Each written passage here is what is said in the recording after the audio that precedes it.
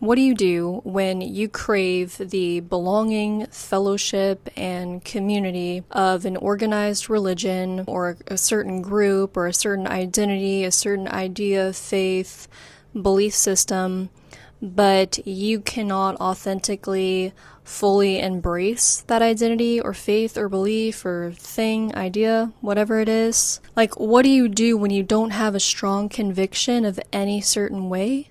So you don't feel like fully embraced by the community around that one way? Sometimes I envy people that have like so much conviction of a certain idea or faith or belief or identity, because it seems like the least lonely way to be. The problem, if you're not fully convicted of one thing, you're just like a floater. You can't fully relate to that group. And of course, everybody is a nuanced person, but it just seems like the less convicted you are of a certain way, the less belonging you may feel. And that can be kind of lonely. And if you haven't guessed it, I'm describing myself here. This is like my lifelong dilemma.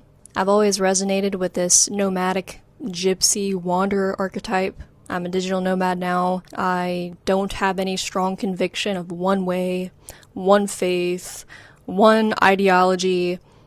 I've dabbled down different paths, but I always seem to float back to a place of like, I'm not fully convicted. I mean, you could argue that the nomad archetype is an identity in itself, but I think the dilemma that I have is that I do sometimes really want to have a strong sense of belonging. I really want to have a strong sense of roots, but I find myself inspired to keep uprooting and to keep seeking and to keep changing. Not even inspired, but just dragged, pulled, pushed, intrinsically moved in that direction. So I've kind of come to terms with the fact that, at least at this point in my life, I see myself more as a bridge builder than a root cultivator.